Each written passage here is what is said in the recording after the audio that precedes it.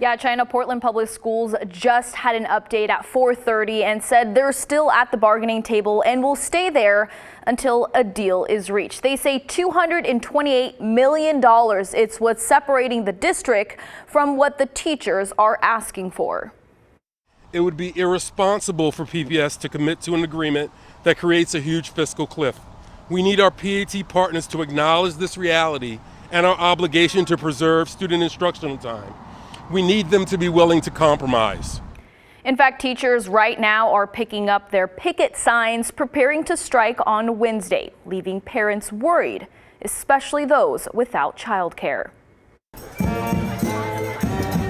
Portland Public School teachers are now 2 days away from a potential strike after the union and the district have yet to make a deal, leaving more than 49,000 students out of the classroom and many parents without childcare.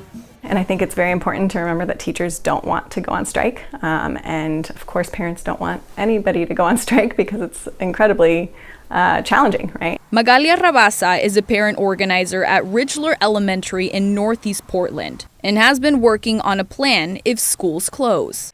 So we're having conversations about the basic needs of teachers and families in the event of a strike. That means support for the teachers on the picket line, and it also means support for families around things like childcare.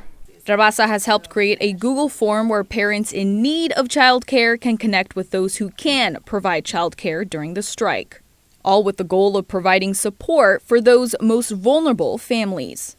What we're trying to do with this is not let anyone feel like they're alone. So we have a lot of newcomer families, immigrant families in our school community who don't have established networks of support in the community yet, right? And so we want to say, hey, here's a place to connect and a way to connect with other families. I can't imagine what it would be like to be in the position where every day is unknown, especially if you don't work from home. That's Simon Falgren. She's one of the co-owners of West Side Dance and Gymnastics Academy in Tigard. She announced they'll open up temporary spots for childcare to help parents during the strike while giving current members first dibs. Right now, we've offered 2 options for them, either a full day option from 8 to 5 or a half day option from 8 to 1:30, and kind of priced those accordingly. Wanted to make it reasonable enough because I'm sure this is not something that parents were budgeting for. Now, right here are a few things that those teachers are asking for. More planning time in their weeks to work on lesson plans and grading, smaller classroom sizes, and more pay. The union is asking for an 8.5% increase this year, but the district has offered 4.5%. Thank you, Daisy. Appreciate that update.